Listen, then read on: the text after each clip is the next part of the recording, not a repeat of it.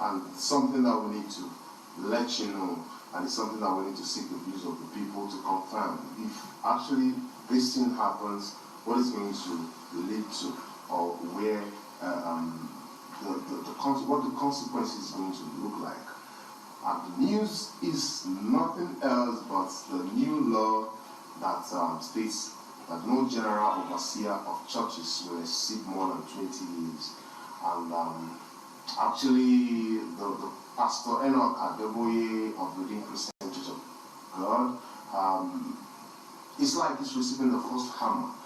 So we just want to get the views of the people. If it's necessary for GUs of exceed more than 20 years, or if, since it's their idea to set up the church, or maybe the mantle of leadership, entered their hands, if in any way it's good for them to step down after 20 years, and if you start an investment and if they say 20 years, you should step down. Is it investment? Go down Wait, stop it. Investment? Is the church investment? Even in investment, look at Nigerian banking industry. There is a limit also on terms of the CEO of Nigerian banks. I think it's 10 years, right?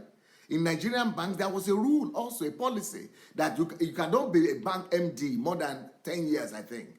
Once you are 10 years, you must hand over because there's regression coming on after 10 years. We'll talk less of 20 years. So for banks, they put it for 10 years. And for pastors, they put it for 20 years. So it's not a business. Even bank, they have to find a successor to hand over the bank to after 10 years. But you are now saying that if you start a business, but church is not a business. Church is not a business at all. And church is a calling. And if you are really called, after 10 years or 20 years, if you are not going to be running the church, you can go and do other form of ministry. Go and be mentoring your disciples. Go and be there. Calling cannot be limited. Nobody is saying you shouldn't be continuing your calling. Continuing your calling, but the administrative management and the running of the ministry, hand it over to somebody else. That's what I've done in Ukraine. After 20 years, I handed over the management of our church to another leadership. In our church, every church has its own independent leadership. So we hand over the church to every local church pastor. Is independent. That's the way we are done in our church here. Okay, let's play. And if they say 20 years, you should step down. Is it going to go down well? We're actually going to get the views of the people on this. It's not actually going to be our own views, but the views of the people at the end of the day. Because I know they like this kind of word in Nigeria. People that are not educated, people that are not informed. Have things been explained to people? If things have not been explained to the people, there is no explanation. People will not know what decision to take. People will only be sentimental. People will only do what everybody is saying. So we've got to educate the people before we could give them the power to decision. Okay, journalists just think we go to the street and ask people. What people? What do people know? People who have been enslaved in their mind, who are in those churches, and they just listen to whatever their pastor say. We must educate the people. And as journalists, don't just say we are going to ask the people, what the people want. It's just like when they were asking some of the Nigerian entertainers, why are you showing witchcraft always in the Nollywood film? They said that's what the people want. So you are so foolish. If the people said, we want you to kill your son and your daughter or your wife, you go and kill them. You say that's what the people want. That's why you are a leader, to tell the people what is right and what is wrong. Don't just use the name of the people to manipulate anybody. That's what the people want. That is manipulation. We must give the people understanding first before we give them the power to take decision. The people are living in ignorance. Our people don't know better. They must be educated first. They need to be enlightened about what's going on. Okay, go ahead. It's a whole lot of people that started their own churches will be really pushing it for maybe their predecessors or whatsoever. I don't know. That means if it happens that way, it's going to affect Pastor David Oyedepo and Pastor WF Kumuyi, even TB Joshua. all of them have actually exceeded 20 years in their calling. What is the problem if it affects them? What is the problem? It has to affect anybody that is 20 years. Won't they die? One day they will die. Oh. All of them will die. So what would then happen? We will not find another person. Even God himself makes people to die so that you know you don't. This world doesn't belong to you. You cannot control everything. You cannot be here forever. Is that not help for you that you have stayed for 20 years? So begin to think of a successor so that your country, the thing will not go into chaos when you died. Because that is what this guy was trying to prevent. Because once these people die, the whole place go awry. That's what has been happening. So he wants you to begin to think about succession plan. So that when you die now, everything will not go ballistic. It's a help to the churches. And they went and killed the guy. Removed him, battered him, and disgraced him out of office. And totally abandoned the law. It's a shame. If we want to build a new Nigeria, we must educate the people and we must change our style of leadership.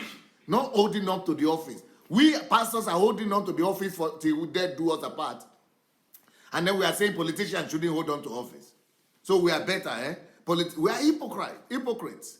Politicians shouldn't hold on to office. There shouldn't be dictatorship in politics, but in church there should be dictatorship. Under the auspices that it's God that put us there. So only God can remove us. Hey, He go remove you, don't worry. Death go come remove you.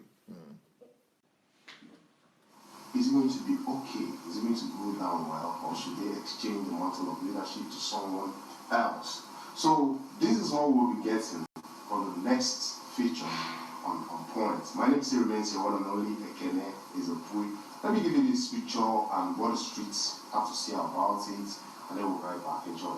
Pastor Enoch Adelaja, the General Overseer of the Redeemed Christian Church of God worldwide, has revealed how a new legal requirement set up by the Muhammadu Buhari-led federal government led to him stepping down as the head of the church in Nigeria. New legal requirements was announced by Financial Reporting Council of Nigeria, guiding all registered churches, mosques, civil society groups, etc., requiring that all heads of such organization must step down after serving for 20 years. The legal requirement states that no church head or mosque will exceed a period of 20 years, which affects the likes of Bishop David Oyedepo, Prophet TV Joshua, and Pastor W.F. Komoyi. There's a law that says that after 20 years, the general overseer, whether a Christian or Muslim establishment is to step down, which is very true. And it's a normal thing, I guess. No one can rule forever, even as long as the person is not God. You can't rule forever. However, I think the organization or the governing body should actually sit down with the pastors or sit down with whichever organization and discuss this again. Even though it's been in the law for a very long time, so I don't see why it should be an issue.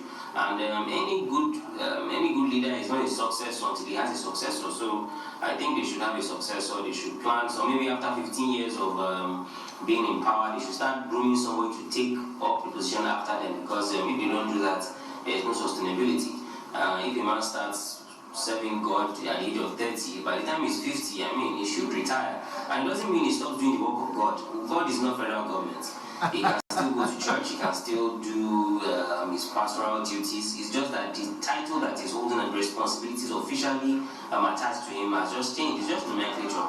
It's not a big deal. I think people should not make a mountain out of a molehill. That's my opinion. Beautiful. But the only thing is that why should we just stop at saying opinion? Let's go and protest about it. Let's go and demand for a change. That is how you change your country. That's how you move your country forward. Let's go and raise up our voice. Let's go and organize movements. Let's go and organize NGOs. revolution, some protest. Let's go and express our dissatisfaction about what is going on with the pastors and churches and in the country in general. Okay, let's see what Pastor Tunde Bakare, I think, yeah? Let's see what Pastor Tunde Bakare has to say about that. It was the only pastor that publicly responded with the fear of God and common sense. He's always been a radical. Great guy. Let's see what he has to say. I don't work in Financial Reporting Council. Nobody has ever served me any notice. What I did was when the issue was raised, I just simply called our external auditor, our in-house accountant, to go meet them. They check our books, and they felt a proper corporate governance is in Nigerian. I'm a true lawyer, sir, and I try to be law-abiding.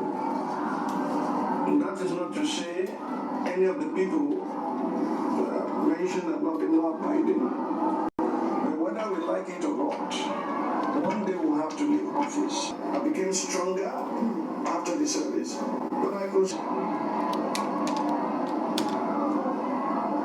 In the past, I would stand there and I would minister from 10 p.m. to 6 a.m. Last Friday, see that you can't go on forever. This is the way I want you to see what happened to Pastor People here. That God granted him grace, like David, to see someone on his own throne before he died. For so many people, they will collapse before they know what to do. But to have someone succeed you in your lifetime and to continue while you are mentoring the person is a great achievement. That was why when Lincoln Hughes stepped down, he became a minister mentor, mentoring the next generation until he passed away and he vacated that office. In Yoruba, they say office in Yoruba. Whether you're general superintendent or general overseer, the last time I read Matthew 16, Jesus said, I will build my church. I do not see my name in I, or will, or build. Jesus is the owner of the church, not any of us. And if we want to do things to see Nigeria change, it must begin from the house of God. We must lead by example. So I think what he did was noble, and God had granted him grace to see someone that he had mentored and trained step into his shoes. Whether we like it or not is the way to go. Do you understand me? My father is late. I'm stuck with his wife now. Sometimes he calls me my husband. I call me Carol. I'm not the husband. When I'm inherited the responsibility of my father. And so the day is coming where whether we like it or not, somebody will have to step in. And I pray they will do a better job than we ever did. There's nothing to fear in complying with law and regulation. We must not be a lawless people. The strength or the greatest, what you can talk about the Antichrist is that it's a lawless spirit. After all, Jesus said, those who sit in the seat of Moses, whatever they bid you to do, do it, but don't do as they do because they say they don't do. So let's live by example. And what has happened is good for all. Okay, thank you. Hello, everybody. DSA here. I would like us to spread this word together. Let the gospel of the kingdom conquer the world. We only need you to help us take 5 simple steps. What are these steps? 1, go ahead and like the video, please, if you have not yet done that. Number 2, we need you to subscribe to this channel. Have you yet subscribed? You not yet done it? Go do it now. Number 3, you need to press and click on that bell. You see the bell there? That will give you notification of every video that we do. Then the next thing you need to do, write your comments. Let's know what you think, good or bad. And then of course you have other platforms like Instagram, like Facebook. Share this video on your other platforms. All right? Let's win the world for Christ. Peace.